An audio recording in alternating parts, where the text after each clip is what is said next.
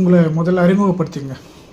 எனது பெயர் முனைவர் சேனா ஜனார்த்தனன், ஓய்வு பெற்ற தொழிற்கல்வி ஆசிரியர், இந்தியன் ரெட் கிராஸ் சங்கத்தின் காட்பாடி துணைக்கிளையின் அவைத்தலைவர் மற்றும் தமிழ்நாடு அறிவியல் இயக்கத்தின் மாவட்ட செயலாளர், ஜூனியர் ரெட் கிராஸ் அமைப்பின் முன்னாள் மாவட்ட ஒருங்கிணைப்பாளர்,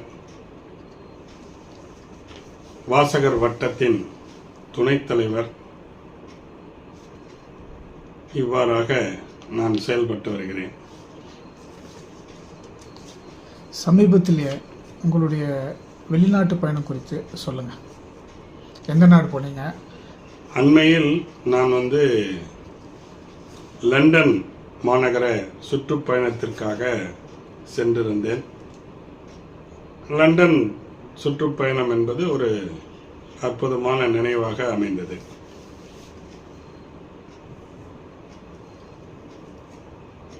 லண்டன் பயணம் செய்யக்கூடியவர்களுக்கு பயணம் செய்வதற்கான சில வழிமுறைகள், அங்கு போன பிற்பாடு சில வழிமுறைகள் என்று பல விஷயங்களை அதில் சொல்லலாம். முதல்ல லண்டன் வெளிநாடு சுற்றுப்பயணம் போனோம்னா ஒன்று பாஸ்போர்ட் இருக்கணும். பாஸ்போர்ட்டு விண்ணப்பித்து பெற வேண்டும். அது ஒரு 15 to 30 நாட்களுக்குள் அந்த பாஸ்போர்ட்டு கிடைத்து விடுகிறது. அதே போல் விசாவுக்கு விண்ணப்பித்து பெற வேண்டும். விசா பெறுவதற்கும் அதிகபட்சமாக 21 நாட்களில் விசா கிடைக்குது. ஆக விசாவுக்கான கட்டணமாக லண்டன் யூகே யுனைடெட் கிங்டம் கவர்மெண்டானது நான் விண்ணப்பித்த போது 12,500 ரூபாய் விசாவுக்கான விண்ணப்ப கட்டணம் அவ்வாறாக வசூலிக்கப்பட்டது. நான் விண்ணப்பித்த 17 நாட்கள்லேயே எனக்கு விசா கிடைத்து விட்டது.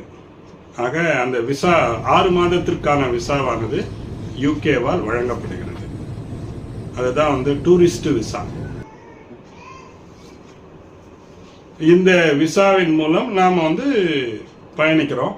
அதில் நான் பயணிக்கும் போது இங்கே இமிக்ரேஷன் அப்படின்னு ஒரு விமான நிலையங்களில் வைக்கப்பட்டிருக்கிறது. அங்கே நம்ம அந்த பாஸ்போர்ட்லேயே விசா விவரங்கள் அதில் ஒட்டப்பட்டு வழங்கப்படுகிறது. ஸோ அந்த விவரங்களை அவங்க சரிபார்த்து நம்ம இங்கே இந்தியாவிலேருந்து அனுப்பி வைக்கிறாங்க. அதே போல் பிரிட்டிஷ்